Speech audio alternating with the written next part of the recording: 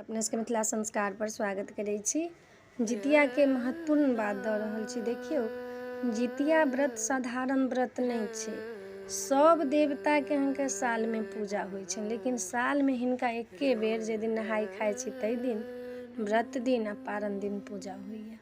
और दोसर दिन तेसर दिन पूजा नहीं होइ छै। सब देवता के साल में पूजा होइ छै। नाग पंचमियो होइ छै तऽ अहाँके कोनो कोनो ठमा नाग पूजा होइ छै, मंदिर बनल रहै छै। लेकिन जितवाहन व्रत के जे इहे होइ छै, मेलो कते ठमन जितवाहन के लगै छै तऽ ओहो साल में एके बेर। तऽ हिनका प्रतिष्ठा से लेबे नहीं, ई जे छथिन से श्राद्ध के ही श्राद्ध जे चलिए तही में ई व्रत होइ छै। कथी ला?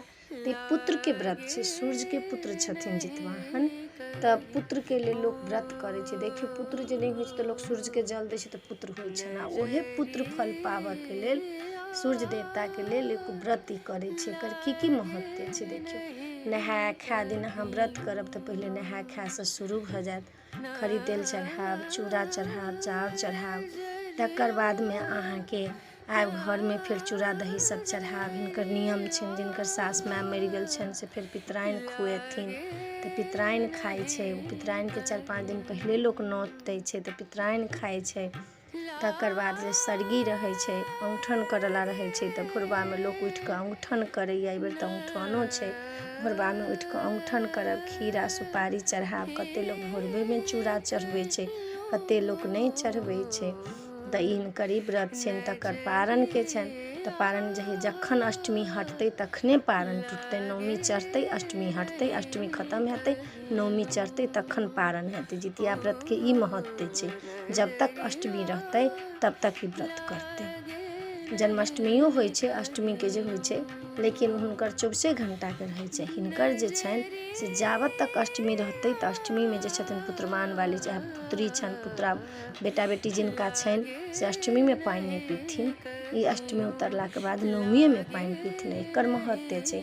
जे संतान अहाँ के नहीं होइए तऽ हम आइ अहाँ के कहि रहल छी, अहाँ डाली जितवाहन के मानि दियौ जे हम डाली भरब तऽ अपने के संतान भऽ जायत। आ बेटा चाहे बेटी जरूर किछु भऽ जायत।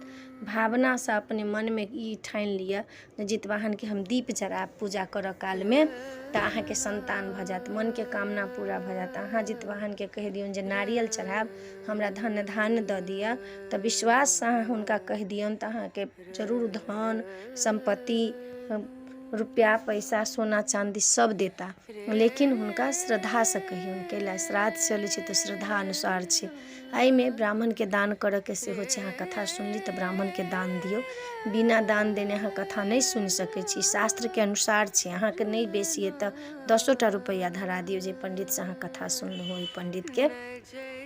तखन पितराइन खुआबऽ के जे महत्व, पितराइन के जे कहलहुँ हँ से अहाँ के जे सास माय सब जे छथिन से मुँह तकैत रहै छथिन जे हमरा घर के लोक जितिया व्रत केलक कि नहीं केलक, हमरा पितराइन खुआत कि नहीं खुआत। पितराइनों के बहुत महत्व छै। सरगी के जे भोर में औंठन के महत्व, भाई बहिन के पाबनि छै। भाई बहिन से स्नेह रहत, अहाँ के घर में मिलान रहत, परिवार में अहाँ के सुख शांति भेटत।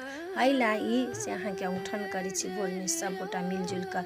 चूड़ा दही खायब तऽ ठंडायल रहत दिमाग पर असर नहीं पड़त। ताहि दिन के लोग जे छलखिन हँ सतयुग में जे ई बनेलखिन व्रत ई भेलै से किछु सोचि कऽ नहीं, ई सतयुगे से व्रत अहाँ के चलि आयल रहल अइ, अखन से नहीं।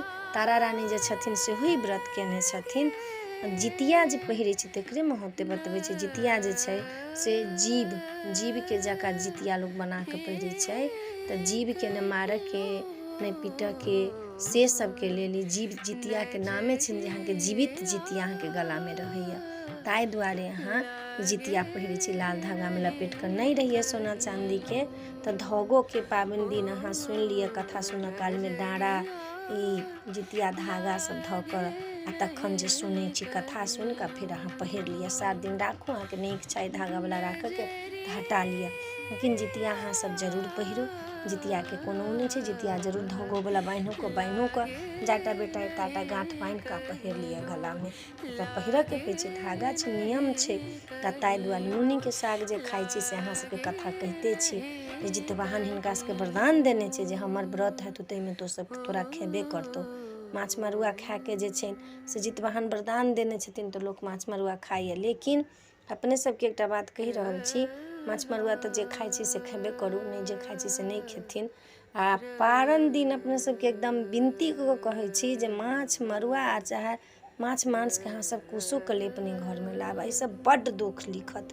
तऽ हमरा छलै जे शास्त्रमे से अपने सबके बता देलहुँ हँ, कहलहुँ हँ जे जितियाके की पुण्य छै, गुण छै, कोना छै, ई सब जे अहाँ सब करबै जितिया एना कऽ कऽ तऽ बड्ड महत्वपूर्ण बात अइ।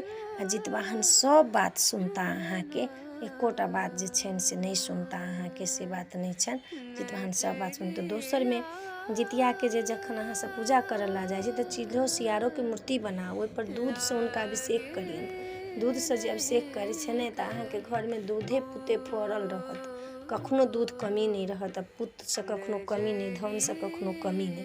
ताहि दुआरे माटिके बनाकऽ हुनका पूजा करू आ दूध चढ़ाउ, जाहिसँ हुनकर मूर्ति जे छनि से पूजा करैत करैतमे गलि जानि।